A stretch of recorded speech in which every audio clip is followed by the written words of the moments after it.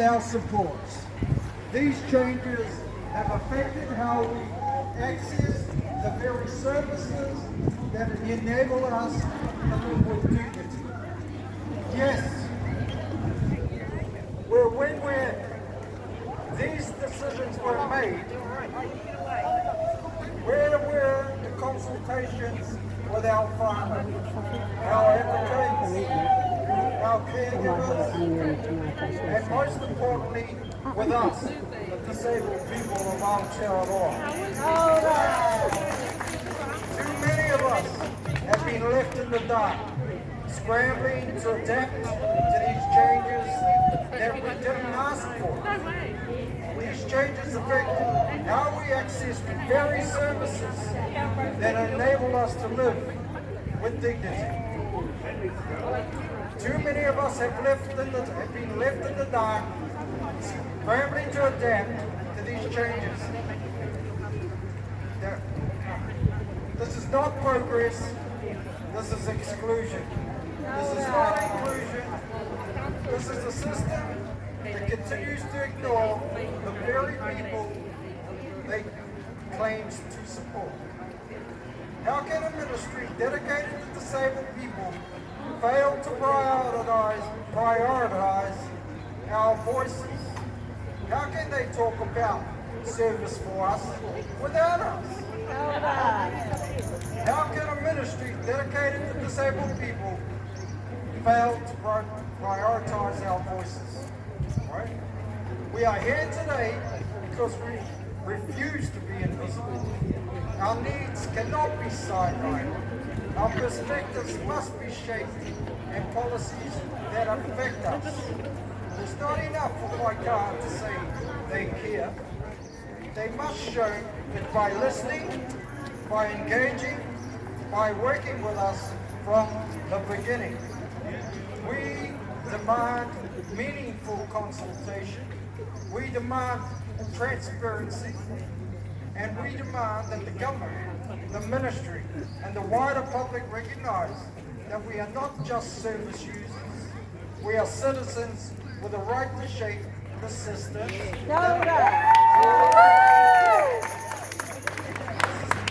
This is about more than services. This is about our right to live fully, with dignity, and with the supports we need. We are not passive recipients. We are active participants in this country, and our voices matter. Kia ora koutou katoa.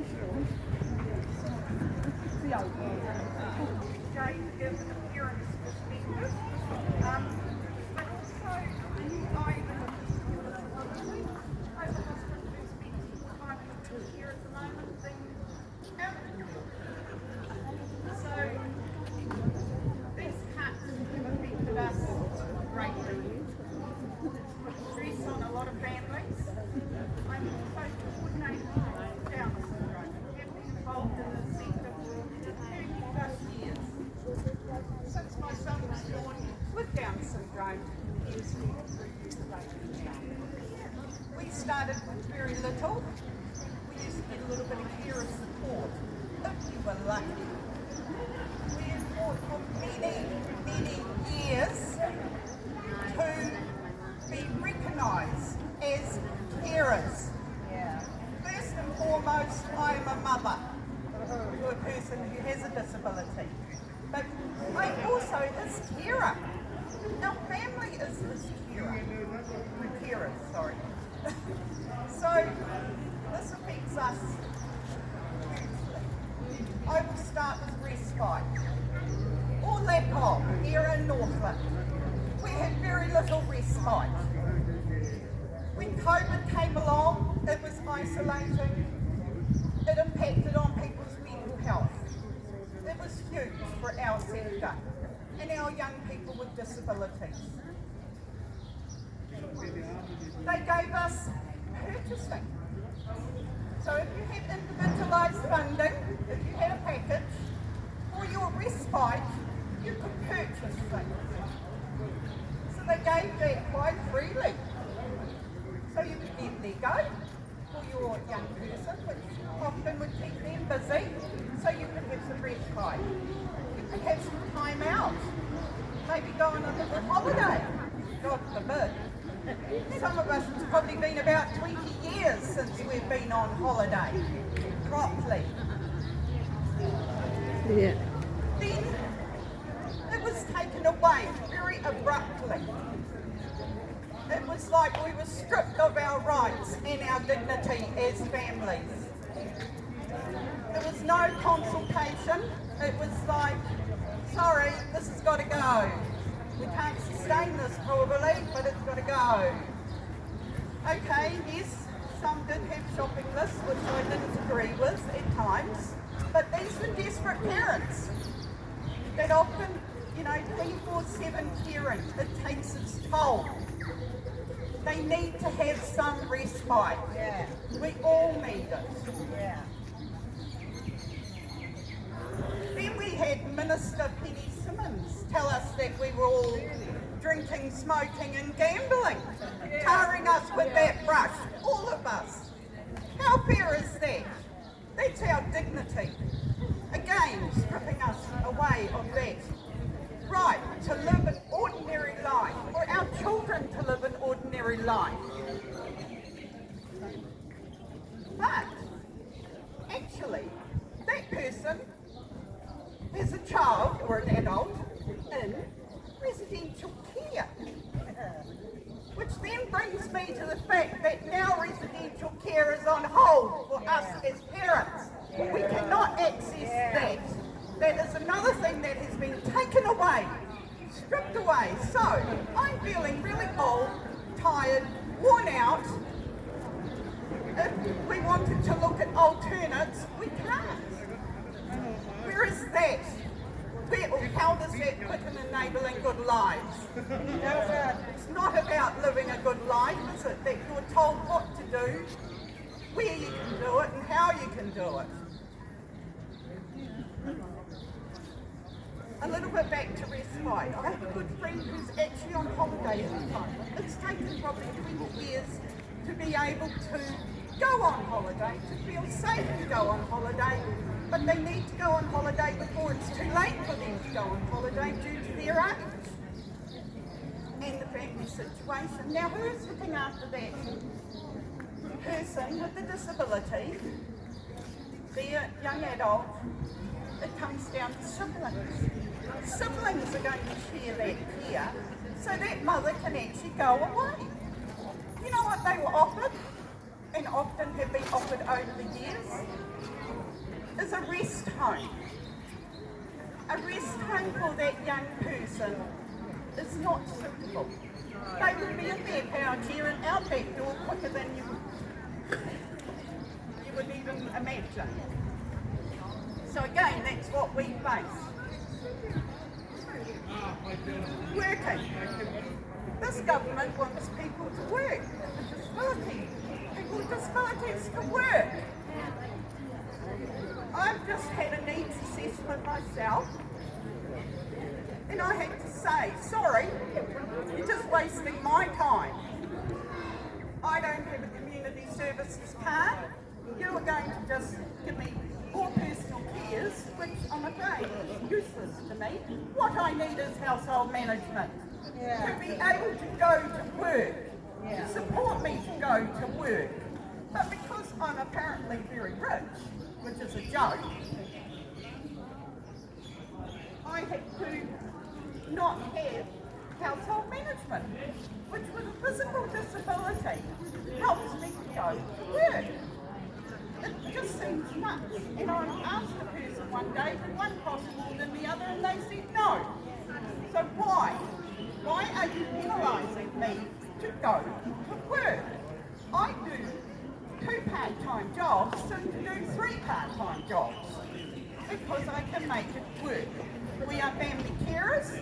Yes, we're probably quite dysfunctional as a family, but we make it work. Don't put us in boxes. It's not here. Again, how does that fit into enabling good lives? It doesn't, no. So often we're faced with, having to deal with multiple services, a healthcare that's not happening. I have had to be the wound care expert lately because my husband had a major operation. To get a district nurse, not their fault. They are lovely and they do a great job. 1 day a week. Who does it the rest of the time? It's me. There is no one else. But I am keeping him out of hospital. Is that not saving the taxpayer or the health system by keeping him out of hospital? There is a very uncoordinated service for people, adults with disabilities. Once they leave the paediatric services, they fall into the abyss of adult services. Trying to get eyes, hearing, all those, the long list of what I know people with Down syndrome often have. Lack of coordination, lack of services. And that's it. Sorry, but I'm just speaking from the heart, and that's where I come from. Thank you to Yahoo for doing this today. The EGL. I've probably forgotten lots, but hey, it's another day. Thank you. Thank you.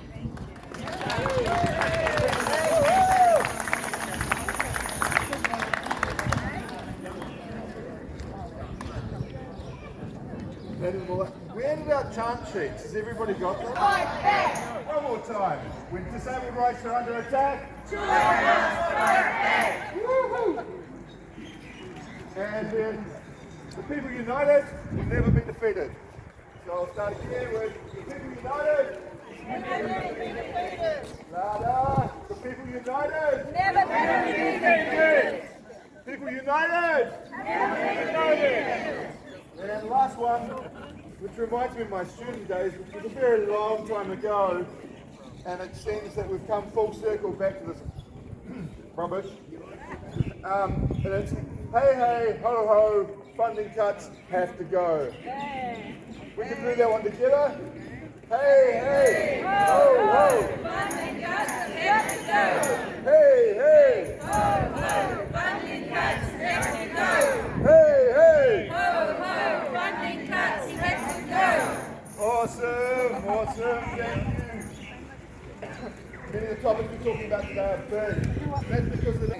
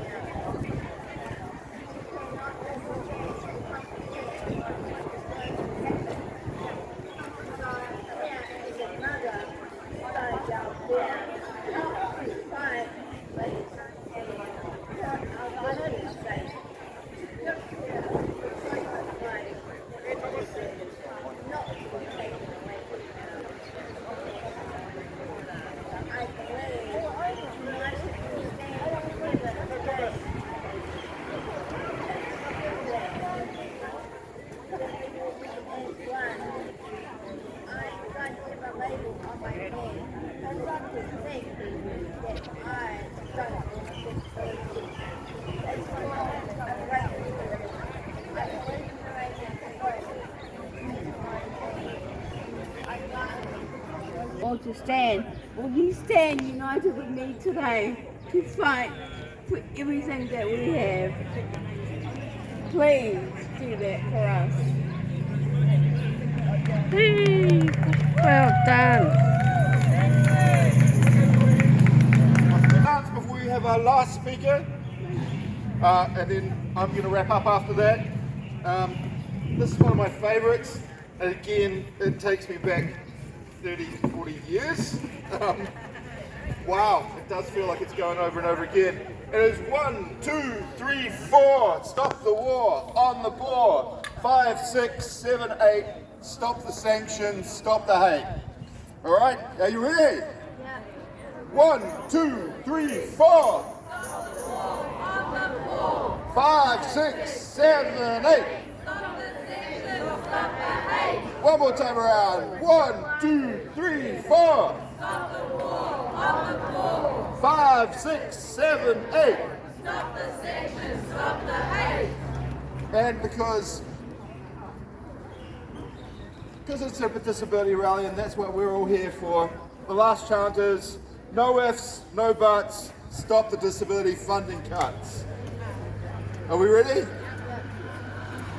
No ifs, no buts, stop the disability cuts. Or funding cuts. Oh, there's always one and he's got the microphone. Okay, let's try it again. No ifs, stop the disability funding cuts.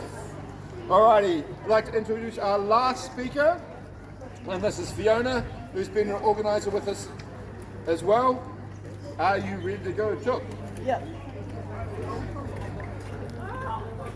Kia ora everybody. In my hand I have a cigarette and a lighter, and if I wanted to, I could light it up and smoke it because that's my right. This is my only go-to thing. I'm not on drugs, I'm not drinking or anything like that. I'm not exactly fit. But I rely on this. I'm just saying it's my choice. We know what happens if you smoke, but I actually think that vaping is worse.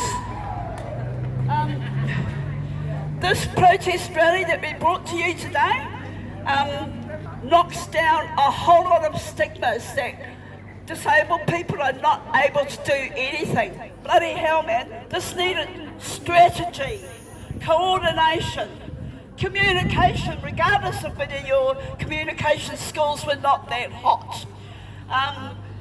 If somebody felt unwell, then other two people were there. We don't need to talk about, oh, we all get on here, because we do. I think that we can show everybody how you get on, and we have direct discussions, open discussions about how we feel, and I think I've never seen it happening in the non-disabled community, that we have our say and then we just move on, but our brains think that way.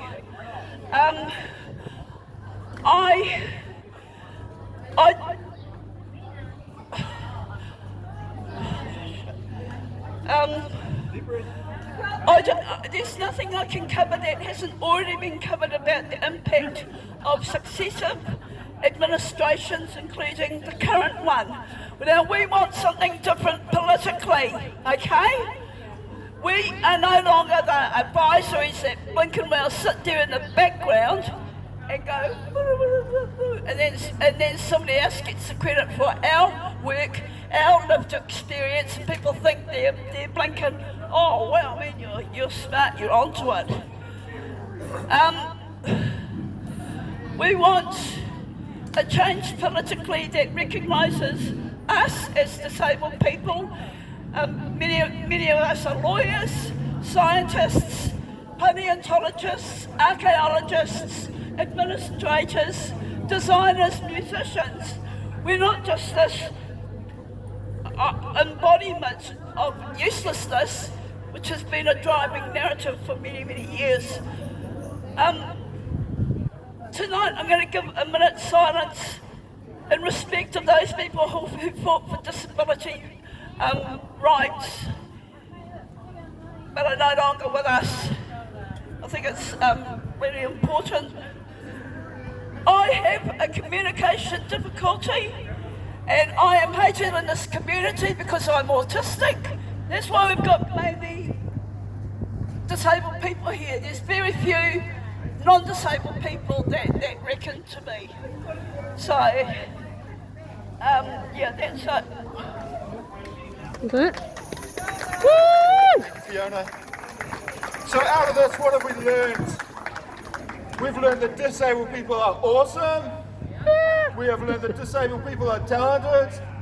We also know that disabled people are active members in our community. And I know my disabled friends from overseas have watched in horror as this government has taken a hatchet to disabled people. And they asked me to remind you that you are not alone. our collective voices mean something. Coming together like this means something. Standing up for your rights and dignity means something. So keep talking to each other, keep being active in the community, engage with each other, family, friends, talk to them about what's going on in your life. Just start here, keep talking, keep talking, keep talking.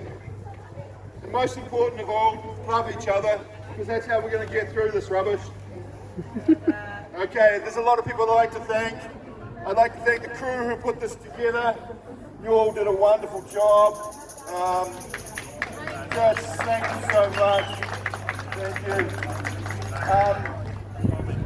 The Tai Tokerau Enabling Good Lives leadership group have been wonderful again, including their groupies, some of whom can't be here today because of illness, and all the carers and parents who've come along as well. Thank you. You're a part of this community as well. And I'm going to ask Wally to come back up and give us the closing karakia, although I can't see him and I haven't seen him for some time. Promote the sausages. He's by the sausages? No, promote the sausages. Get the sausages eaten. Where's Wally? Where's Wally?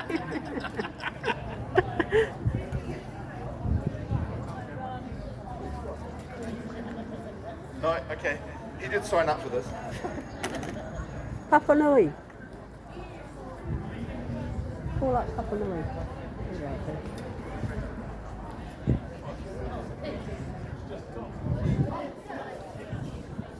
Karakia, whakapape, ino tātou, wairi ki runga, wairi ki rari, wairi ki wahu, wairi ki roto, wairea, wairea, wairea, wairi te tapu, wairi te ihi, wairi te wana, wairi te wihi, wairi te makutu, wairea, wairea, wairea, tutura uta, tutura tai, tu whakawhiti, whakamoa kia teina, ahume, roio, tai.